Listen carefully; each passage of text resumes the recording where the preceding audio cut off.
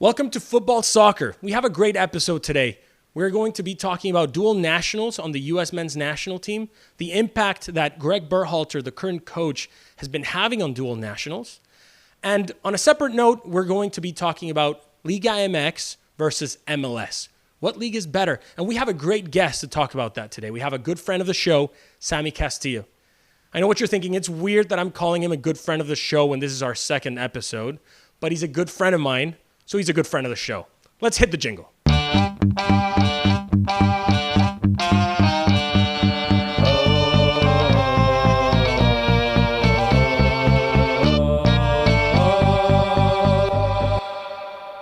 In the summer of 2009, the U.S. men's national team had an incredible challenge.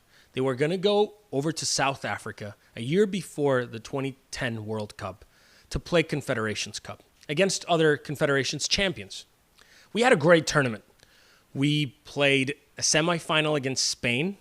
They were one game away from breaking the all-time record of most games without losing, and we spoiled their party. We won that game, and then we went to play the final against Brazil.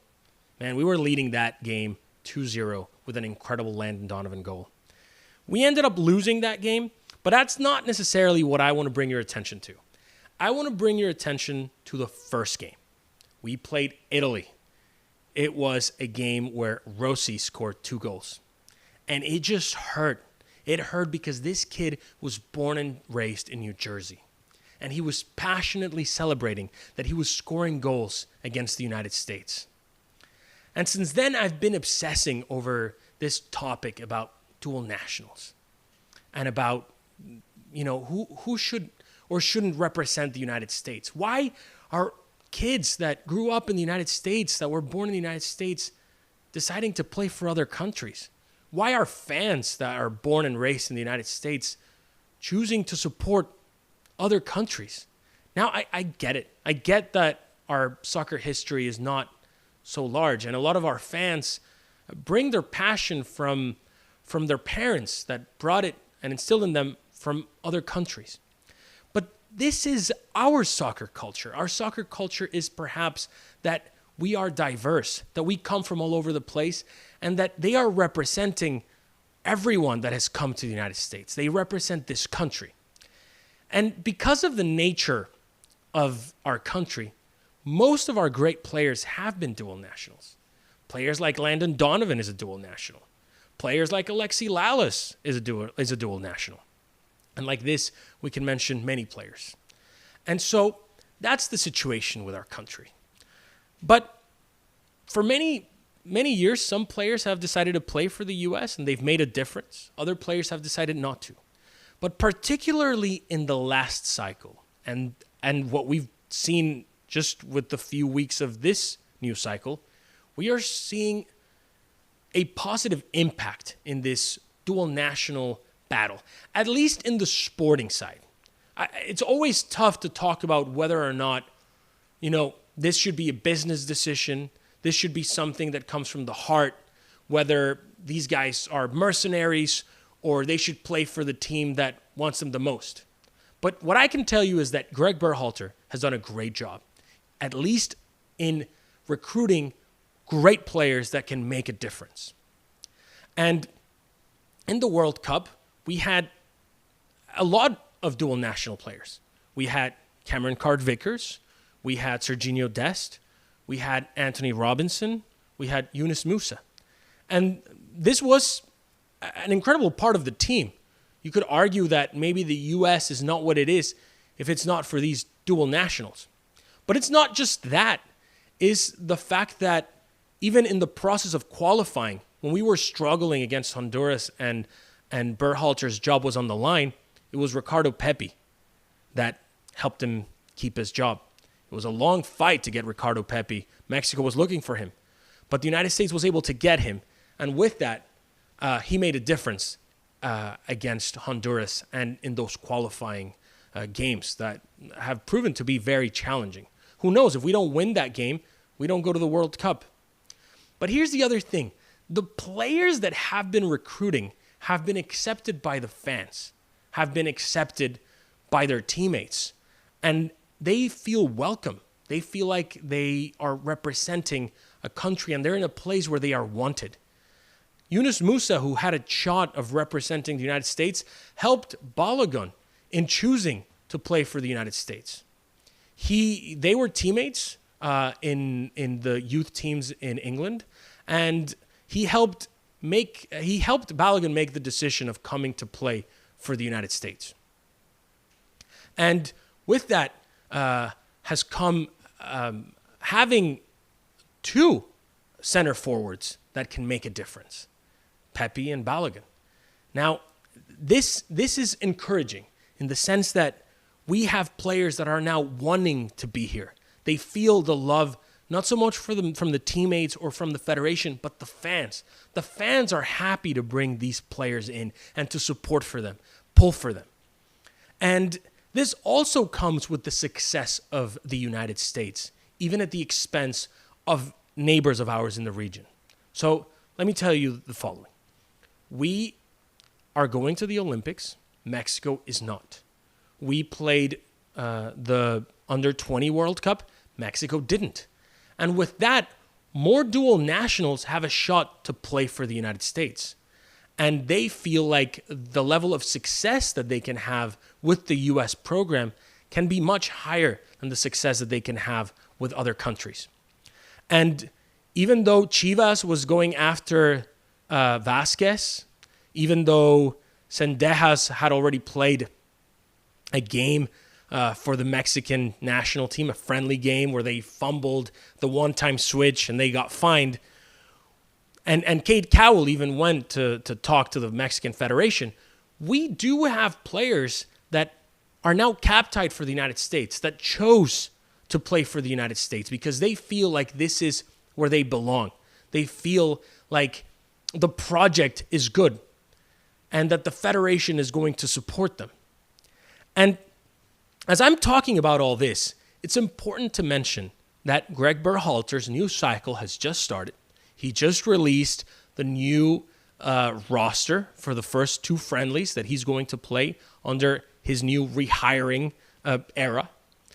And with that come the same type of rhythm in picking up these dual nationals. Now, first of all, we have Benjamin Cremaschi. He is a player that is playing with Lionel Messi. And with that comes all these lights shining on him. He's playing next to Messi. He's 18 years old. He's doing a great job. And it comes the attention of the United States. Now, he is also Argentinian, and it seems like Messi is also trying to sway him in picking Argentina. Apparently, Messi thinks he's good enough to have a successful run at having a career with Argentina, which is why it's important that even though he's not cap-tied to play for the United States, the fact that he's going into this camp, that he's going to be able to meet the players, he's going to be able to meet other members of the Federation, Gregg Berhalter. This puts us in a situation where we have a shot at getting more players and keep on making a difference in this dual national instance. With that also comes the situation of Christopher Lund. Christopher Lund is a player that was playing for the Danish under youth teams, right? He was the champion of the Swedish league and has now made a transfer to the second division, Serie B in Italy, playing for Palermo. Christopher Lund, because he had already played for the youth teams of Denmark, by accepting a call-up by the United States, he has to do a one-time switch. In his case, difference from Cremaschi, he is now a player that is cap-tied to the United States. And he is a left back. And as Gregg Berhalter said recently in the press conference, it has been difficult to have someone battle for that position behind Anthony Robinson, who incidentally is also a dual national. So that is very promising. The work that Gregg Berhalter, the Federation, have done regarding the sporting side of getting players to want to play for the United States has been impeccable. But the job is not done. We have more players, some great quality players. We have Luca Caglioscio playing in the Premier League for Burnley, and he would be an incredible get. He actually was recently training with the Canadian national team, but he has a shot to play for the United States and two other federations. Hopefully he picks the United States. Like I said, he's a great player. He's a young player. He's 18 years old, and he's playing in the Premier League. Brian Oko is another player that should potentially make a difference in the United States. And with that, the sporting side seems to be well taken care of. But let's not forget that these players are representing a country. And representing the United States is not just about representing a flag or representing an anthem.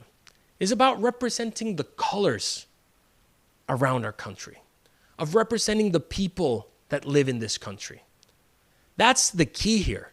And that's why I appreciate what has been happening. These guys, whether or not, the United States is flawed, and of course it is, the key here is that they are part of this country. They are choosing to represent this country, and they want to put their representation as high as they can. And that is very encouraging. So that's the key here. It's the interesting aspect of being a dual national, is deciding to pick your allegiance to a country. And I'm sure that's a very tough position to be in. But ultimately, I think for the sake of the game, for the sake of the passion that should be brought, you should pick not so much the team where you think you're going to make a difference, not so much a business decision. And this might be a very controversial take. I think you should pick the country that inspires you to play the best. And if you have a difficulty getting a call up from the country that you want to play for, that means you have to work twice as hard. You shouldn't accept a call up from a country that you don't feel as passionate about representing. And that's the hot take here. The hot take is representing the country that you are passionate about, that you want to sing their national anthem when you get into the field. Welcome back. As promised, we have our first guest. We have Samy Castillo. He's a good friend of the show, and he's going to be our Liga MX contributor. How are you doing, Samy? Jose, what a pleasure to be here. Be the first guest of this great project. Had a chance to check out your episode on Messi, which I had a couple of comments that I'm pretty sure we're going to discuss. Go ahead, right now. tell me. No, but I'm happy to be here. I'm happy to talk with you guys. Talk about a little bit of soccer in Mexico. Wait a minute. Let me correct myself. Football in Mexico. That's right. But I'm happy to be here, Jose. So as you know, what everybody wants to know is what's going on with Liga MX. We had Leagues Cup, and it seems like you guys just shit the bed, for lack of a better word. What happened? Jose, I hate taking out the tin foil and creating myself a hat. I'm not a big conspiracy theory guy, but this thing was scripted since day one. It's I gotta be honest. I love the idea. I love the start of the cup. It's a great contribution between leagues. It's how you evolve the game. Liga MX was stuck, and it's stuck. It's been stuck for a while. And I think this project was great. It was a great idea. Had the right intentions, but it's obvious. Jose, it was obvious that it's gonna be a nightmare for teams for Liga MX. Where look what just happened to Leon. They had to sleep at an airport, bro. Right. The logistics of it was crazy. None of the games were played in Mexico. Of course, it's going to be tough on the players. We had to stop our league for a month to at the request of the MLS. So it was obvious that it was going to be hard on the Mexican team. So who's to blame here? Is this Mikel Arriola doing 100%? 100%. It's I understand the need of collaboration with MLS, but we cannot be showing a lot for our cards and okay, I don't care. I just want a business with the MLS. Just do whatever they want. So here's my question to you. We've got this argument that we've always had that that MLS teams cannot compete in CONCACAF Champions League because at the time of the league, it was the beginning of the MLS season, and so MLS teams go to Mexico, and usually they struggle to play. And for a long time, this has been dismissed. It was all about the quality is just not good enough for them to compete. Now, even with all this, we had, not last year, but the year before, Seattle Sounders winning the CONCACAF tournament. And now we have Leagues Cup in a similar situation where Liga MX teams maybe are not in the same rhythm, but we have all the teams from one league competing against all the teams from the other leagues. Is this a good barometer, or is this not a good barometer precisely because of what you're saying? So also, you touch a good point right there, Jose. How many leagues are the MLS? To be honest, I don't even know how many there are. Yeah, 32, correct me if I'm wrong. We have, you mean conferences? We have two conferences, Yeah, East how many and West. teams? And we have 29 teams going on 30 teams. So you're talking about a cup that has 29 teams against a league that has 18 teams. So you see there the disparity, the disadvantage of sorts. Regarding scheduling issues, you gotta accept that the MLS has the weirdest schedule of all. Right. Regarding football, it goes against a normal World Cup in July. Right. Sorry, in the summer.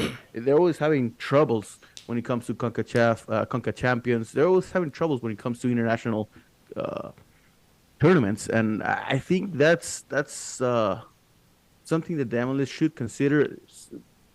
Take that information and have conversations internally, because they're the ones who have this weird schedule. I'm guessing. Correct me. Tell me, because you have more information than I. I'm guessing they do that because of all the other leagues, right? And NBA, NFL, NHL. Yeah, they don't want to compete. They don't want to compete. But, I mean, I was trying to bury the lead. I was going to talk about how the lasting impact of David Beckham is not so much what he did on the field, but how the rules changed. And now you have Messi coming in, and he's going to go play for Argentina, and that means he's not going to go to some of these stadiums, and he's not going to make a lot of money for these teams. So they're already talking about, I think Tata Martino said yesterday, they're talking about for next season stopping at least for the international break, which, I mean, to be honest, it's something that I wouldn't have even thought about a few years ago. So that's kind of where we're at right now. But let me ask you something, sort of circling back. What is the situation right now between Liga MX and Liga MLS and MLS? Is this a situation where Liga MX just needs Liga MX more? Are they desperate for money? Why are they bending over backwards to accommodate what Don Garber wants? Why are they doing this if it's not beneficial? You had the president of Pachuca talking about how it wasn't even a financial success.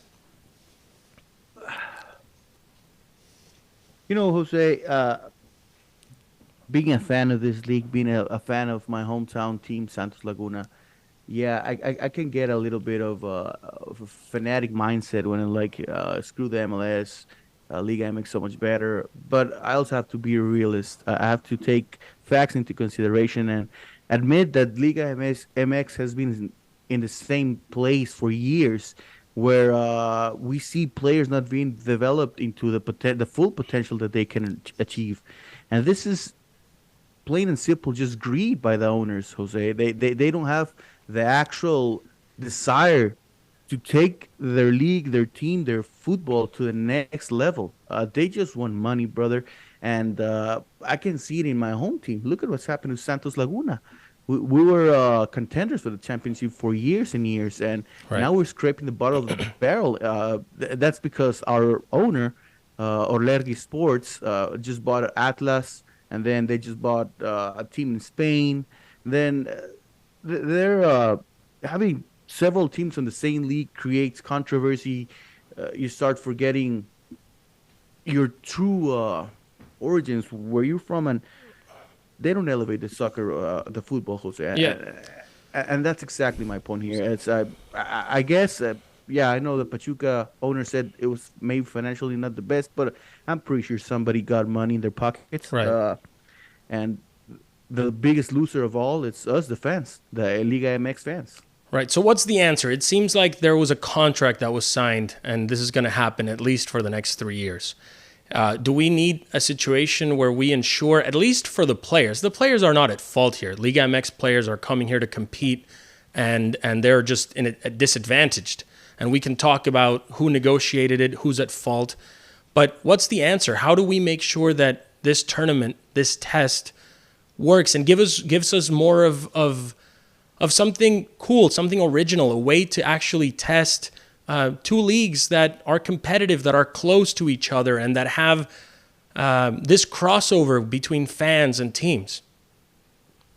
So for me, Jose, I think that the best way to route this problem, the best way to find a solution, if you ask me, Sam Castillo, the fan, I'll treat it as a World Cup, a mini World Cup. We're stopping our league, whatever the reason, for a month, 2 months, right? So why not concentrate those teams? First of all, it has to be 18 teams against 18 teams. The MLS should go through a kind of an elimination and just get the best 8 teams of the MLS and treat it like a sort of a World Cup. Let's concentrate teams in maybe 4 cities at tops, and then treat it as such. Because you see Leon from Canada all the way to Florida, all the way to, I don't know, Nashville, in less than 2.5 weeks. It's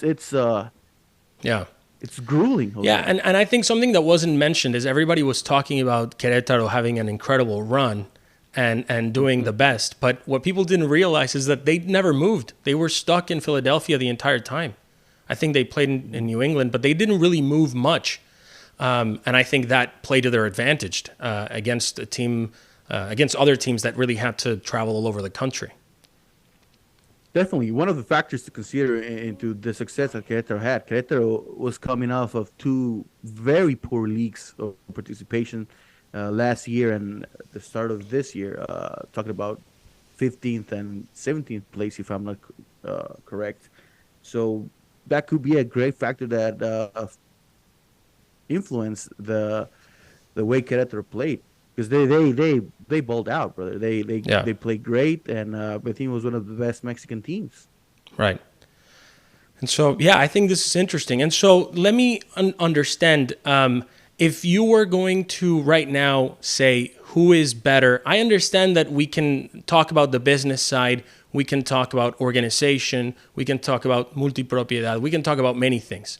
But as we address specifically the sporting side, the soccer side, what league right now is better, in your opinion? In my opinion, I think still Mexican league has the upper hand, Jose. Yeah, you're getting guys like Messi. You're getting guys like the super talents, right, that are creating a havoc when it comes to MLS football.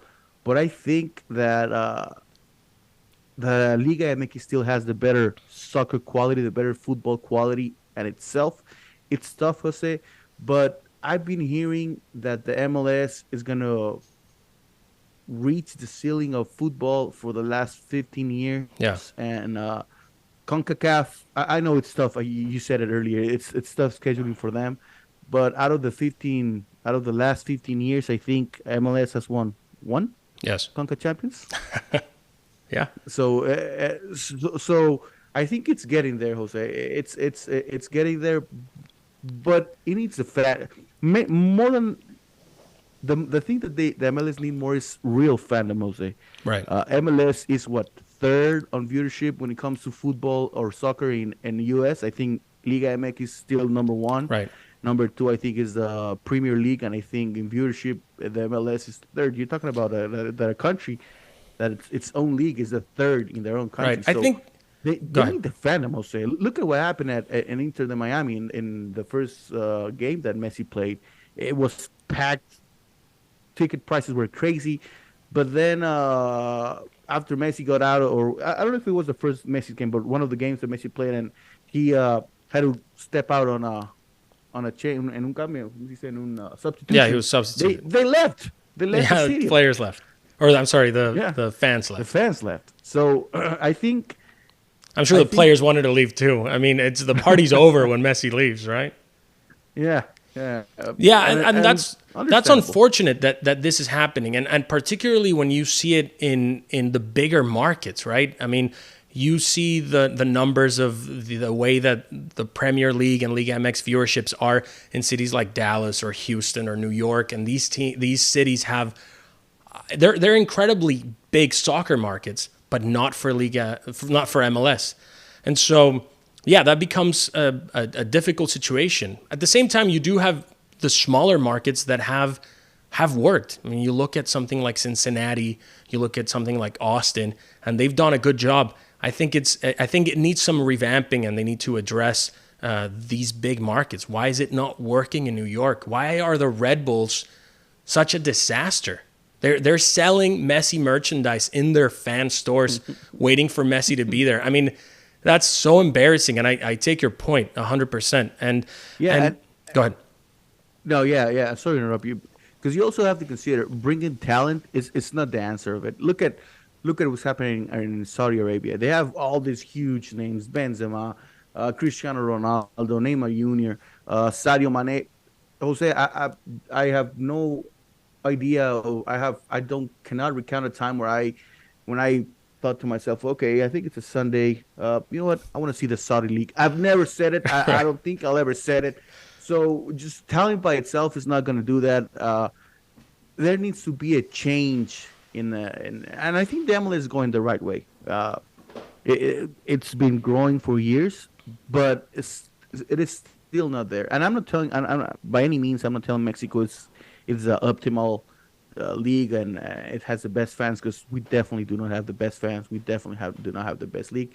But the Mexican league, the numbers, the soccer's, the championships, it proves that we're a well-established league and a Right. well-respected league out there. And I think the MLS needs to really consider how can they do that.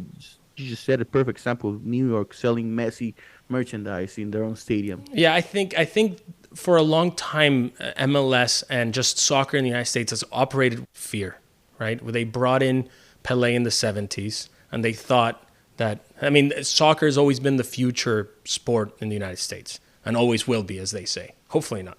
But that's the situation. You start MLS with fear. You bring big players, but at the same time, you need a lot of money to be pumped in these teams and these leagues to be able to survive. And I mean, just for a couple of decisions here and there, you could have ended up with, no league. But we are right now in a situation where these clubs are being valued at such a high price. And I think part of the reason that this is happening is that they found the stability and they found the growth and they are seeing the potential. Now, like I was saying a little earlier, I hope that with the coming of Messi, we realize that we can start loosening up these training wheels. Maybe it's time to lift the cap significantly. Maybe it's time to add promotion relegation. I don't know. I'll leave that for another discussion. And maybe it's time for more designated players. It's a tough situation, all in all. And I want to ask you, what sorts of things do you think that maybe could serve Liga MX that happens in the United States? Maybe not so much on the sport side of things, but maybe more on the business side or the regulation. It's very easy to criticize MLS because we have TAM and TAG and all these crazy rules that no one knows of. But at the same time, they've been able to create some stability, and it becomes a haven for investment. And who knows what's going to happen in 5 years? We're starting to see what's happening, like you said, in Saudi. We're also seeing some European teams just struggling to pay the salaries. So what sorts of things maybe are underrated about MLS in your opinion? Underrated, Jose. I'll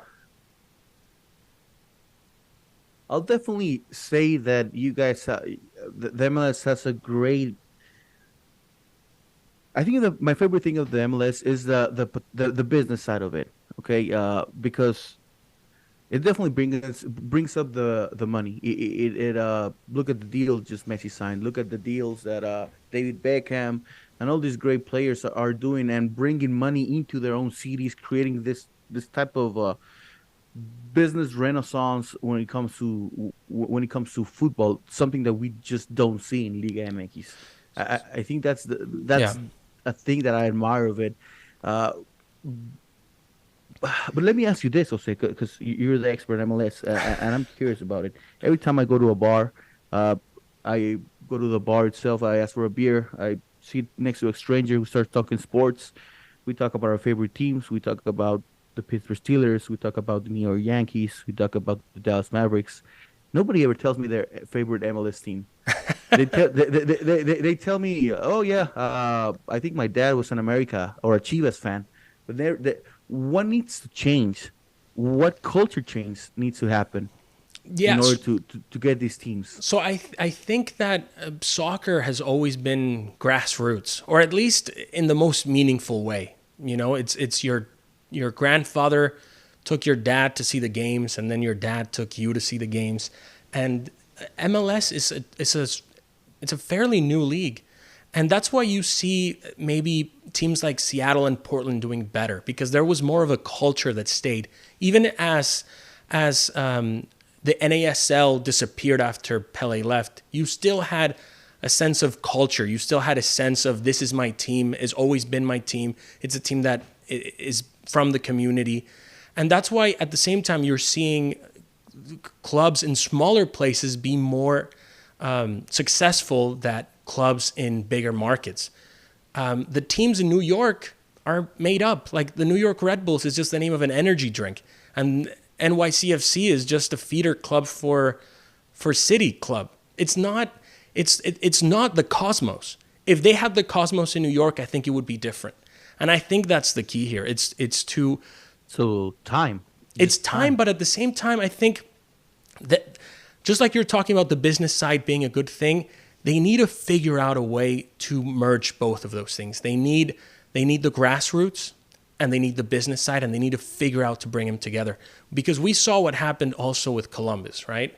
We had the owner of Columbus desperately trying to move the team out to go to Austin, and it was the community in Columbus that kept the team. And that's what has strengthened that club. And so we need a little bit more of that. One more question, Samy. As we're talking about dual nationals and naturalized players, I sense that in Mexico there's a level of hesitancy, even from the media, about whether or not naturalized players should be there. And sometimes I think to myself, how does that play into the Mexican Americans that have decided to play for Mexico? Is there a sense that they're maybe also not Mexican enough, or is Mexico happy to have dual nationals, meaning Mexican Americans or players that are dual nationals but not necessarily naturalized, playing for Mexico? So plain and simple, it's stupid pride, Jose. Stupid pride, national pride. If you want my honest opinion, the U.S. excels at every single other sport. Just look at the Olympics. Football or soccer is the only thing that we suppose in paper be better than you guys. You know, better the Liga MX, Selección El Tri. It's supposed to be better.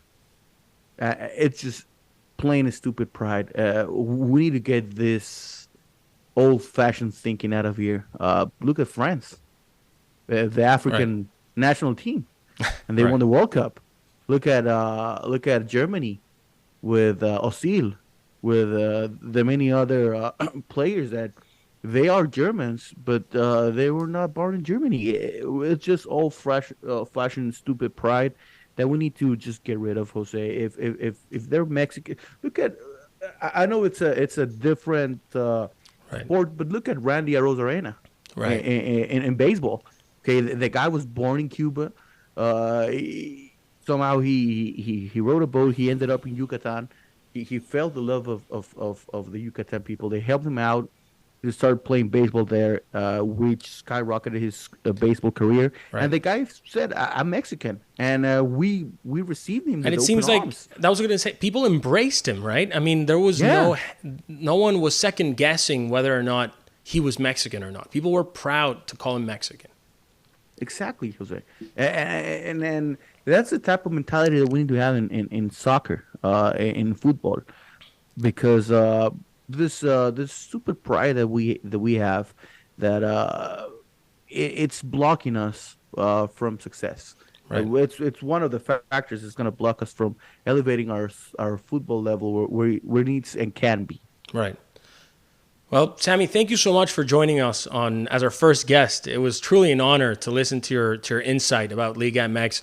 I'm sure this conversation about whether one league is better than the other one, particularly now that we have the new version of CONCACAF Champions Cup, I think is going to be interesting to keep following what's going on. There's so much on the line, and we're just happy to have you, and we're excited to keep talking to you often at the show. No, big thank you to you guys. Big props to your production team. Big, just wishing you guys the best. I'm happy to be here. Anytime you want to invite me, I'm more than willing to debate you guys. Thank you, Jose. Thank you to your production team, and the best of luck. Thank you so much.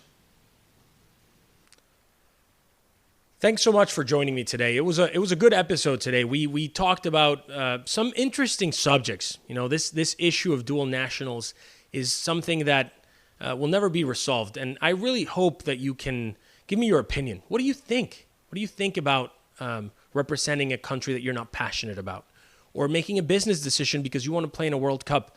I'd like to hear what you have to say, and I also want to hear about if you think that the MLS and Liga MX are pretty much on the same level. We had a great conversation with Samy. I'm encouraged and looking forward to speaking to him in the future and other great guests to talk about all things American soccer. Once again, thank you so much for joining me. Like, subscribe, do the whole thing. You know what to do. And I'll see you next time on Football Soccer.